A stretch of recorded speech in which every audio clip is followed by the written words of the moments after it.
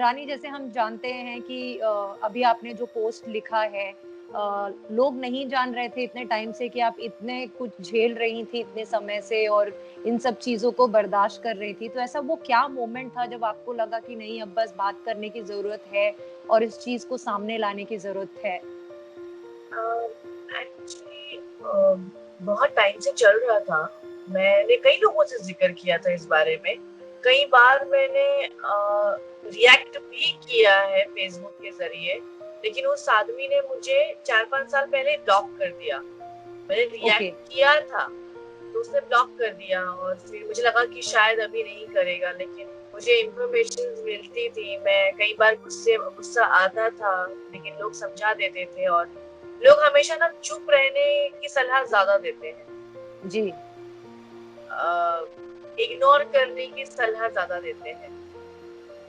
और इस बीच ऐसा है ना कि काम में मैं मशगूल हो जाती थी तो दिमाग से थोड़ा निकल जाता था, डाइवर्ट कर लेती थी। लास्ट ईयर अगस्त में मैं शूटिंग कर रही थी, उस वक्त भी मैं बहुत डिस्टर्ब हुई थी। उस वक्त भी बहुत कुछ लिखा जा रहा था, लेकिन मेरे पास वो सेव्स नहीं है अभी।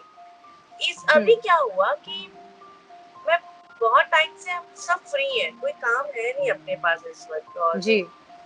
मैं डेली अपडेट्स मेरे पास आ रहे थे, मैं पढ़ रही थी और मुझे यही बोला जा रहा था कि इग्नोर, इग्नोर, इग्नोर। और डिप्रेशन किस चीज का हुआ एक्चुअली? डिप्रेशन हुँ। इस चीज का हुआ कि आई एम टोटली यूजलेस। मैं किसी काम की नहीं, मैं जवाब नहीं दे सकती क्योंकि मैं एक्ट्रेस हूँ, मैं सेलिब्रिटी हूँ। मैं रिएक्ट करूंगी तो हंगामा हो जाएगा, मैं रिएक्ट करूंगी तो काफी कुछ हो जाएगा। और ये ही चीज जो है ना, बहुत ज्यादा मुझे परेशान कर रही थी। और उस दिन भी ऐसा ही हुआ, रात का टाइम था और मैं दिन भर सोच रही थी कि व्हाट इज दिस। और फाइनली 1 हफ्ते पहले डॉक्टर से मिली थी। डॉक्टर ने मुझे बताया कि तुम बहुत ज्यादा यहाँ से सही नहीं हो फिलहाल। हुँ। अब मुझे पूछा भी कि प्रॉब्लम क्या है, क्या परेशानी है। मैंने बोला कि चलता रहता है सारी चीजें। एंड आई रियलाइज कि चल क्या रहा है मेरे अंदर। और मैंने हुँ। फाइनली, मुझे जब मैंने कई लोगों से जिक्र किया कि मैं क्या एक्शन लूं, तो लोगों ने हुँ। यही एडवाइस दी, इग्नोर, इग्नोर। और चूंकि वो आदमी मेरा पूरा नाम नहीं लिख रहा था, रानी चैटर्जी, तो मुझे कई लोगों ने बोला कि तुम्हारा नाम लिखता नहीं है, वो बड़े स्मार्टली तुम्हारे बारे में लिखता है लेकिन नाम नहीं लिखता, तो तुम कुछ कर नहीं सकती। तो आई डिसाइड कि जब मैं मेंटली स्थिति मेरी खराब हो ही गई है, तो क्या होता है ना, जब आप यहाँ से डिप्रेशन में होते हैं तो जैसे मेरे साथ हो रहा है, बैठे बैठे रोना आ जाता है मुझे। रात को बहुत मुश्किल से नींद आती है, बहुत मुश्किल से नींद आती है, भूख हुँ। नहीं हुँ। लगती। ये हुँ। सारी चीजें मेरे साथ हो रही हैं। तो आई डिसाइड कि अगर कल को कुछ मैं करूं, कुछ हो जाए, हुँ। तो ये लोगों को पता होना चाहिए कि हुआ क्यों है। क्योंकि मेरी हुँ। जिंदगी में ऐसी और कोई चीज नहीं है जिससे मैं डिप्रेशन में जाऊंगी। हुँ। जी। तो बस मैंने उस दिन लिखा और लिख दिया। बस मैंने सोचा अब जो होगा देखा जाएगा, जो होगा। और मैंने हुँ। लिख दिया क्योंकि मैं बहुत परेशान हो गई, बहुत ही ज्यादा। तो ये जो आदमी है, धनंजय सिंह है उनका नाम, राइट? हाँ। तो ये आदमी से आपने कभी बात करने की, कम्युनिकेट करने की कोशिश नहीं की कि तुम ऐसा की क्यों कर रहे की हो? और 8 साल क्योंकि किया बहुत लंबा समय होता है। किया मैंने। एक बार क्या हुआ था, बहुत पहले की बात है, 2000 आई थिंक 14-15 की कुछ बात है। मैं गुजरात में शूटिंग कर रही थी और मैं किसी काम से लाइव आई थी अपने फेसबुक पे, और हुँ। तभी ये मेरे फ्रेंड लिस्ट में था। हुँ। और उसके पहले भी इसके कुछ इस तरह के पोस्ट भोजपुरी फिल्मों के खिलाफ आते थे, मैं पढ़ती थी। जी। लेकिन मैंने कभी रिएक्शन दिया नहीं था। और मैं किसी काम से लाइव आई थी, तो मेरा लाइव जैसे खत्म हुआ, इसका एक अपडेट आता है कि जब भोजपुरी की बदसूरत हीरोइन लाइव आ जाती है तो फेसबुक बंद करने का मन करता है। ओह! और मेरे को लगा कि ये तो अभी तो लाइव में ही आई हूँ, तो ये हुँ। मेरे लिए लिखा है इसने। तो जी। मैंने इसको लिखा कि आप किस हीरोइन की बात कर रहे हैं। तो इसने हुँ। लिखा कि मैं किसी और की बात कर रहा हूँ। मैंने कहा ओके, ये एक हो गया। इसके बाद फिर इसने कुछ ऐसी चीज लिखी कि मैंने इसे कॉल किया फिर। जब मैंने कॉल किया इसे तो मैंने लिखा कि तुमने किस, और मैंने सीधा उसको बोला कि तुमने किसके लिए लिखा है, मेरा नाम लेके उसने कुछ लिखा था। तो बोलता आप अपना पक्ष रखिए, मैं वो भी लिख देता हूँ। मैंने कहा मैंने अपना पक्ष रखिए यार, आपने क्यों लिखा है मेरे बारे में। उसने मेरा फोन कट किया और मुझे ब्लॉक कर दिया। ओके, अच्छा। तो ये मैंने कोशिश की उसको एक बार और बात हुई थी जब उसने मुझसे और लोगों के बारे में जानने की कोशिश की। मैंने उसे कहा कि देखो भाई, आप फिल्मों के लिए लिखते हैं, आप लिखिए, लेकिन आप तब तक वो फिल्मों के लिए ही लिख रहा था, मेरे किसी फोटो पर या ड्रेस पर कुछ भी। मैंने कहा आपको फिल्मों के लिए लिखना है लिखिए, लेकिन आप पर्सनल वे पे मत जाइए। ओके ओके ओके बोल के रख दिया था। ये 3 बार मेरी शायद बात हुई है। एक बार तो फेसबुक पे बहुत झड़प भी हो गई थी उससे मेरी, तो मैंने उसको समझाने की, बात करने की हर तरीके से कोशिश की। जब मैं उसको रिएक्ट करती थी, लोग मुझे यही कहते थे कि तुम्हें रिएक्ट नहीं करना चाहिए, तुम्हें शोभा नहीं देता, तुम एक स्टार हो। तुम, अरे यार ठीक है स्टार हूँ, तो गाली खाने के लिए थोड़ी हूँ यहाँ पर मैं यार। मतलब जी।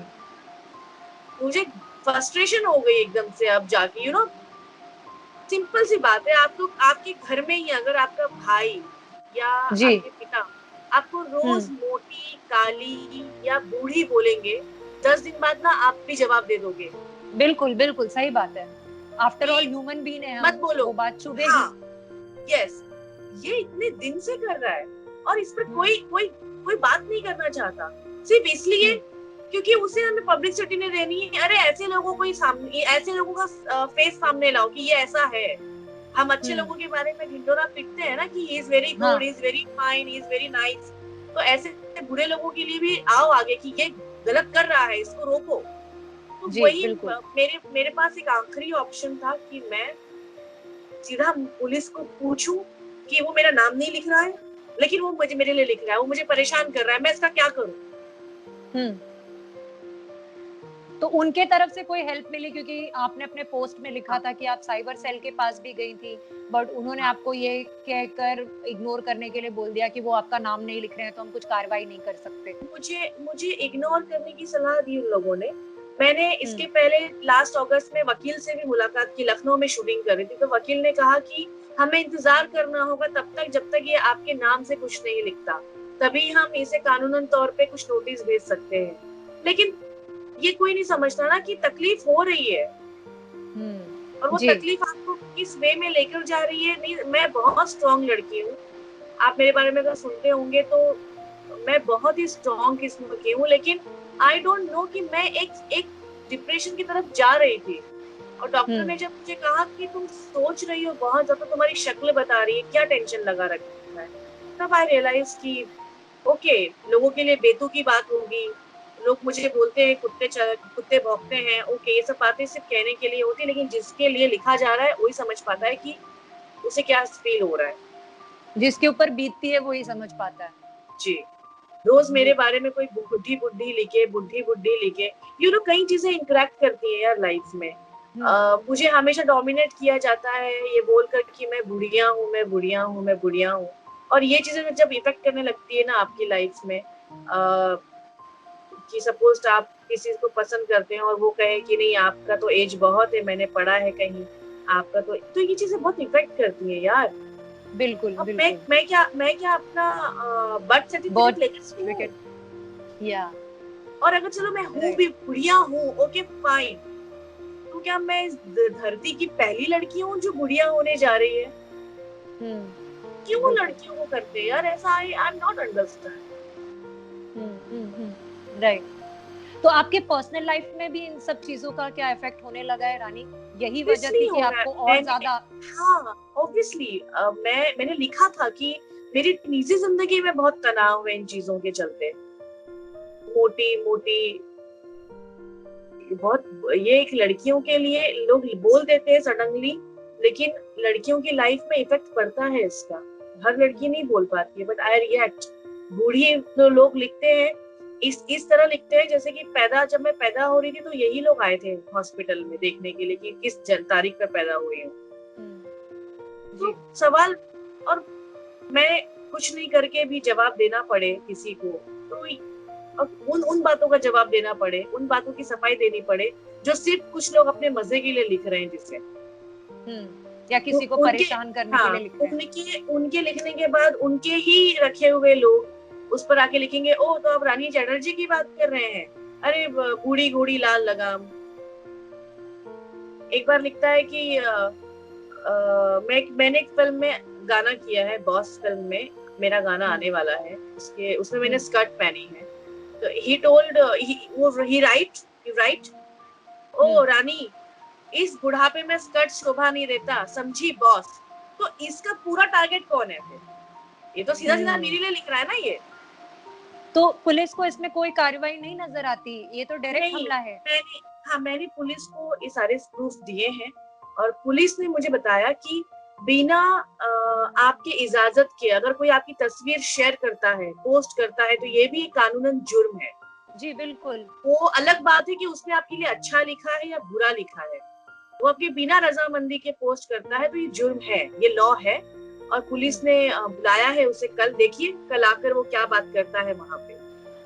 इंडस्ट्री से किस तरीके का सपोर्ट मिल रहा है या लोग, क्योंकि आजकल हर कोई अगर कोई अपनी निजी जिंदगी के बारे में आकर खुलता है, बात करता है, तो कुछ लोग होते हैं गिने चुने लोग जो सपोर्ट करते हैं, लेकिन ज्यादा लोगों का मुंह ये खुलता है कि पब्लिसिटी के लिए पूरा है। क्या आपके साथ भी ऐसा कुछ हो रहा है? मेरे साथ तो बहुत लोगों का सपोर्ट है, पूरी इंडस्ट्री ऑलमोस्ट मेरे साथ है।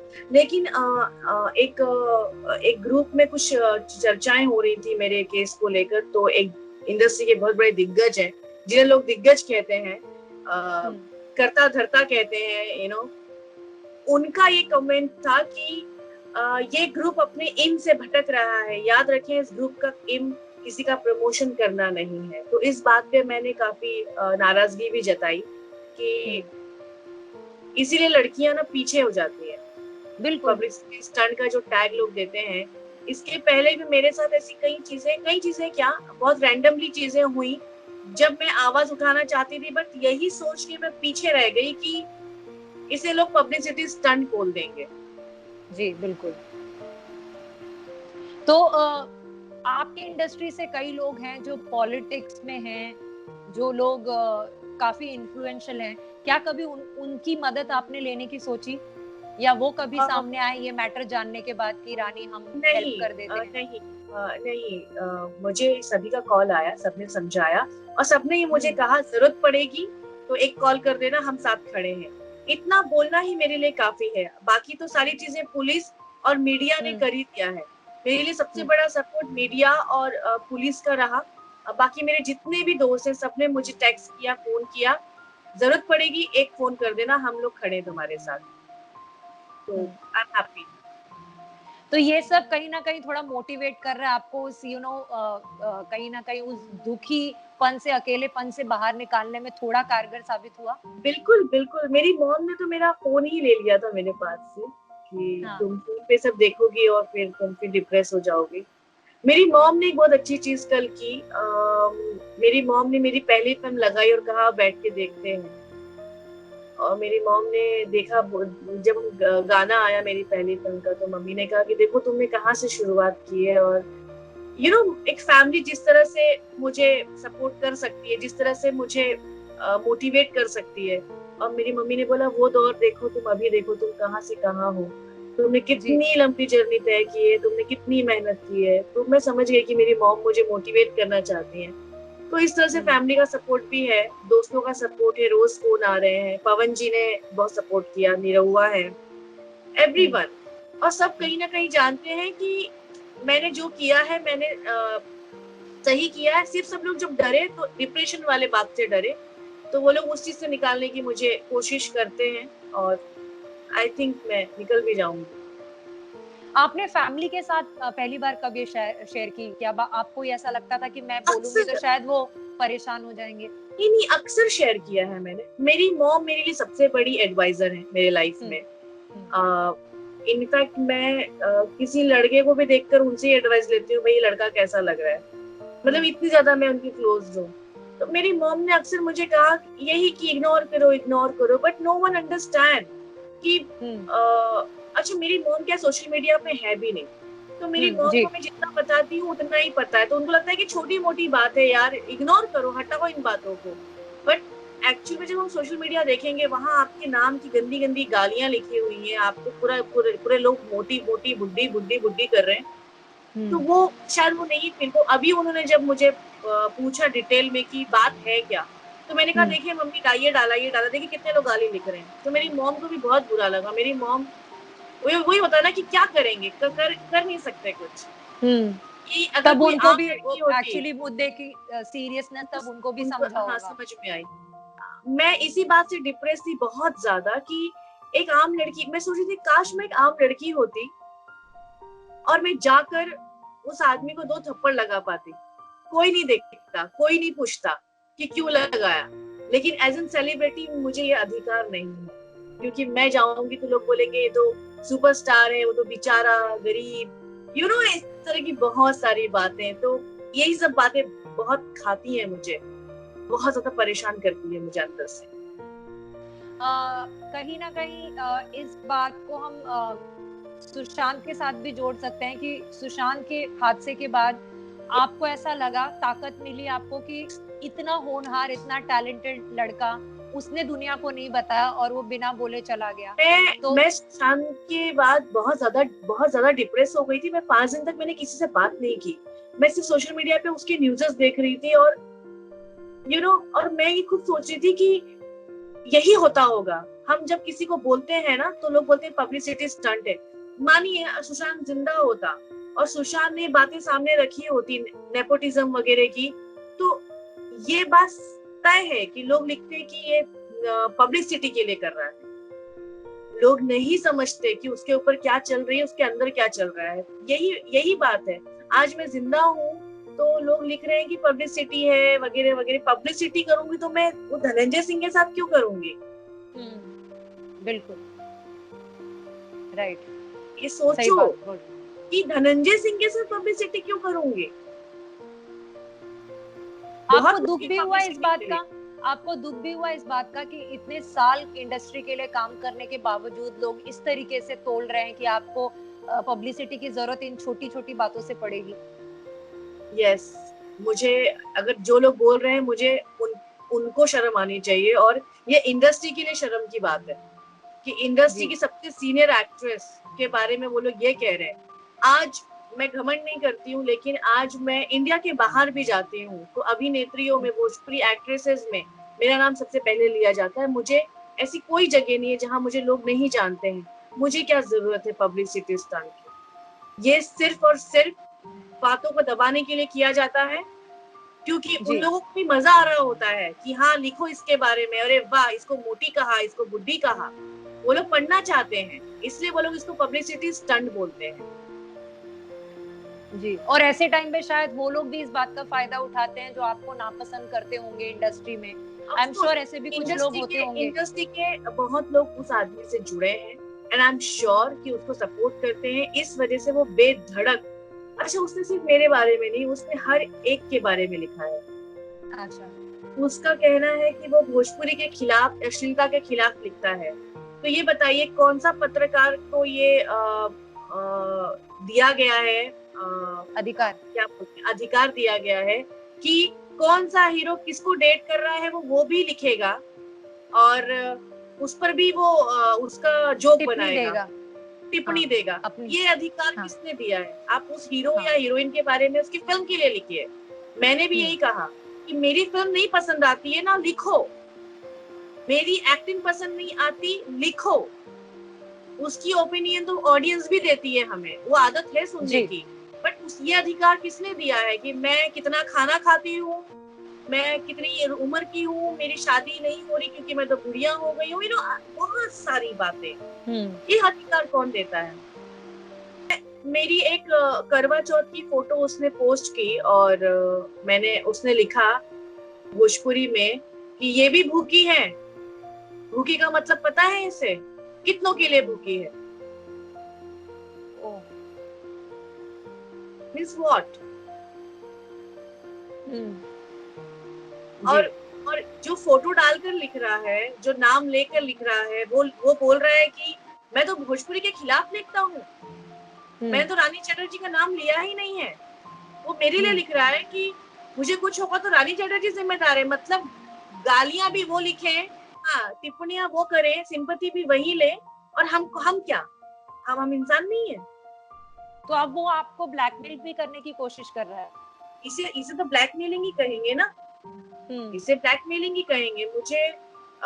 लेकिन मैं बताऊं, मैं अब जो इंसान मरने का सोच लेता है ना, जिन इंसान ने बोल दिया कि अगर मुझे कुछ होगा तो इसका जिम्मेदार ये है, तो तब तुम कुछ भी कर लो, कुछ भी कर लो।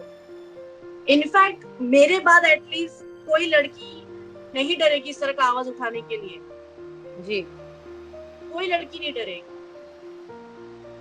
ये आप लोग के साथ भी होता होगा यार, आप लोग फोटो बिल्कुल डालते बिल्कुल। होंगे, किसने अधिकार दिया है बॉम्ब, हॉट, सेक्सी, माल, ये लिखने का किसने अधिकार दिया है?